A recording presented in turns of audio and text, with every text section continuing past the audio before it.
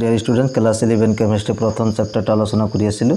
আজি এটা important topic আলোচনা কৰিম কোৱেশ্চনৰ জৰিয়তে হেতু হৈছে মোলাৰ ভৰ ওকে ইয়াতে এটা প্ৰশ্ন লোৱা হৈছে প্ৰশ্নটোৰ লগতে কনসেপ্টটো ক্লিয়াৰ হৈ আহিব বহুত ইম্পৰ্টেন্ট হয় তলত দিয়া যৌগবোৰৰ মোলাৰ ভৰ গণনা কৰা অলৰেডি মোলাৰ ভৰ কাক বলে হেতু আলোচনা কৰিছো ইয়াৰ আগৰ ভিডিওটো তোমালোকে যদি চোৱা নাই চাই লবা আমি তথাপিও তোমালোক মনত পেলাই দিছো মোলাৰ ভৰ মানে হল এক মোল পদাৰ্থৰ পৰিমাণৰ ভৰকে কি বুলি কোৱা হয় মোলাৰ ভৰ বুলি কোৱা অৰ্থাৎ কোনো এটা পদাৰ্থৰ যদি আমি এক মোল লও সেই এক মোলত কিমানখিনি ভৰ আছে কিমানখিনি পদাৰ্থ আছে তাক কি বুলি কোৱা হয় মোলাৰ ভৰ বুলি কোৱা হয় আৰু মোলাৰ ভৰ এককটো কি হয় গ্ৰাম পাৰ মোল ইয়াতে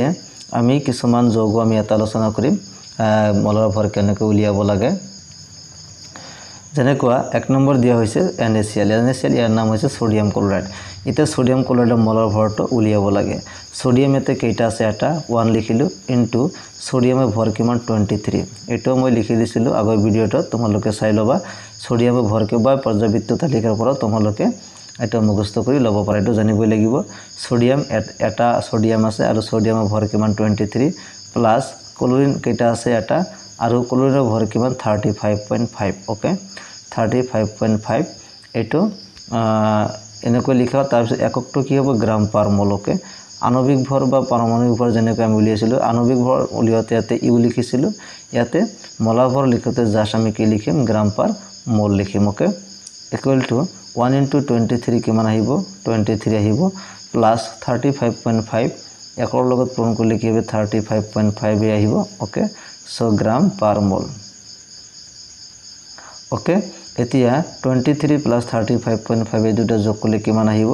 58.5 গ্ৰাম পাৰ মোল অৰ্থাৎ সোডিয়াম ক্লোৰাইডৰ মোলাৰ ভৰ কিমান পালো 58.5 গ্ৰাম পাৰ মোল এতিয়া NH3 ইয়াৰ নামটো হৈছে অ্যামোনিয়া অ্যামোনিয়া মোলাৰ ভৰটো উলিয়াব লাগে অ্যামোনিয়াত নাইট্ৰজেন কেইটা আছে এটা নাইট্ৰজেনৰ ভৰ কিমান 14 সো 14 এৰ লগত পূৰণ কৰিম প্লাস হাইড্ৰোজেন কেইটা আছে তিনিটা হাইড্ৰোজেনৰ ভৰ কিমান 1 সো 3 into 1 আহিব ওকে আৰু ইয়াতে আহিব গ্ৰাম পাৰ মোল কাৰণ মোলাৰ ভৰ এককটো কি হল গ্ৰাম পাৰ মোল সো 1 into 14 আহিব প্লাস 3 into 1 কিমান আহিব 3 আহিব 14 plus 3 গ্ৰাম পাৰ মোল 14 plus 3 কিমান আহিব 17 গ্ৰাম পাৰ মোল ওকে তেনেহলে অ্যামোনিয়া মোলাৰ ভৰ কিমান পালো 17 গ্ৰাম পাৰ মোল সাপোজ ওয়াটাৰ ইয়াৰ মোলাৰ ভৰটো উলিয়াব লাগে অলৰেডি তো আলোচনা কৰিছো তথাপিও আৰু একবাৰ তোমালোক বুজাই দি আছো ওয়াটাৰ ইয়াতে দুটা অক্সিজেন দুটা হাইড্ৰোজেন আছে 2 into 1 এটা হাইড্ৰোজেনৰ ভৰ 1 দুটা কাৰণে 2 পূৰণ কৰিব লাগিব অক্সিজেন এটা আছে অক্সিজেনৰ ভৰ কিমান 16 ওকে সো এককটো কি আহিব আমাৰ গ্ৰাম পাৰ মোল আহিব 2 into 1 2 plus 1 into হল কিমান আহিব হল লৈ থাকিব গ্ৰাম পাৰ মোল 2 আৰু হল যোগ কৰিলে কিমান আহিব 18 গ্ৰাম পাৰ মোল ওকে তেনেহলে মোলাৰ ভৰ কিমান পালো পানীৰ মোলাৰ ভৰ 18 গ্ৰাম পাৰ মোল সাপোজ H2SO4 সালফিউৰিক এসিডৰ মোলাৰ ভৰ উলিয়াব লাগে ওকে হাইড্ৰোজেন দুটা আছে 2 into 1 প্লাস সালফাৰ কেইটা আছে এটা সালফাৰৰ ভৰ কিমান 32 এটা মনত ৰাখিবা প্লাস অক্সিজেন কেইটা আছে চাৰিটা এটা অক্সিজেনৰ ভৰ কিমান 16 গতে চাৰিটাৰ কিমান হ'ব চাৰিৰ লগত আমি পূৰণ কৰিম আৰু এককটো কি হ'ব গ্ৰাম পাৰ মোল clear 2 into 1 2 plus 1 into 32 plus 4 into 16 64 okay 4 into 16 কিমান আহিব 64 গ্ৰাম পাৰ মোল ওকে গ্ৰাম পাৰ মোল এতিয়া এই গোটেইকেইটা যোগ কৰিলে আমি কিমান পাও 98 ওকে গোটেইকেইটা যোগ কৰিলে কিমান পাও 98 গ্ৰাম পাৰ মোল গতিকে সালফিউৰিক এসিডৰ মোলাৰ ভৰ কিমান 98 গ্ৰাম পাৰ মোল ইয়াতে আৰু এটা লিখো সাপোজ কাৰ্বন ডাই অক্সাইড এটো ইম্পৰ্টেন্ট হয় মাজে সময় এটো দৰকাৰ হৈ পৰে প্ৰবলেম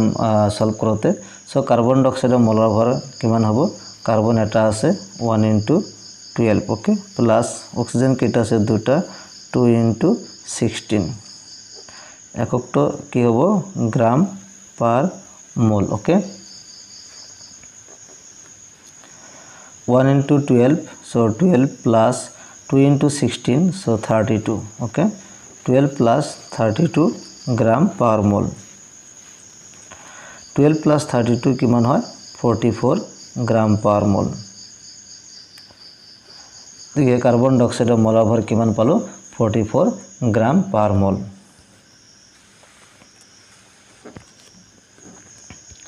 তাৰপিছত আৰু এটা লও যেনেকুৱা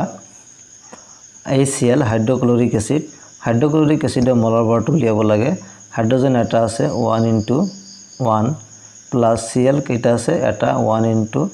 35.5 ওকে 35.5 গ্রাম পার মোল সো 1 * 1 1 প্লাস 35.5 কিমান হ'ব 35.5 হ'ব গ্রাম পার মোল সো 1 যোগ কৰিলে কিমান আহিব 36.5 গ্ৰাম পাৰ মোল তেনেহলে হাইড্ৰোক্লোৰিক এসিডৰ মোলাৰ ভৰ কিমান আহিব 36.5 গ্ৰাম পাৰ মোল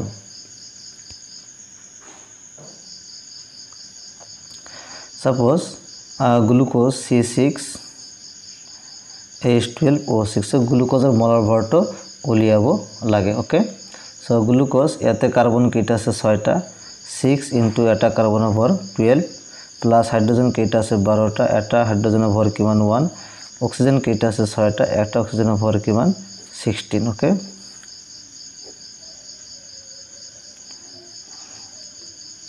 6 into 12 কিমান হয় 72 12 into 1 কিমান হয় 12 plus 6 into 16 কিমান হয় 96 ওকে গ্রাম পার মোল 72 plus 12 plus 96 কিমান আহিব ইয়াতে 180 গ্রাম পার মোল ওকে সো গ্লুকোজৰ মোলাৰ ভৰ কিমান আহিল 180 গ্ৰাম পাৰ মোল সো এনেকৈ মৌলবোৰৰ বা যৌগবোৰ কি উলিওৱা হয় মোলাৰ ভৰ উলিওৱা হয় এইবোৰ তোমালোকে প্ৰথমে বুজি লৈ প্ৰেক্টিস কৰিবা তাৰপিছত আৰু বিভিন্ন এনেকুৱা ধৰণৰ যৌগ লৈ তোমালোকে আৰু প্ৰেক্টিস কৰিব পাৰা ইয়াৰ পৰৱৰ্তী সময়ত আমি আৰু এটা ইম্পৰ্টেন্ট টপিক যেটো আছে আমাৰ সোয়া শতকৰা সংযুতি সম্পৰ্কে আলোচনা কৰিম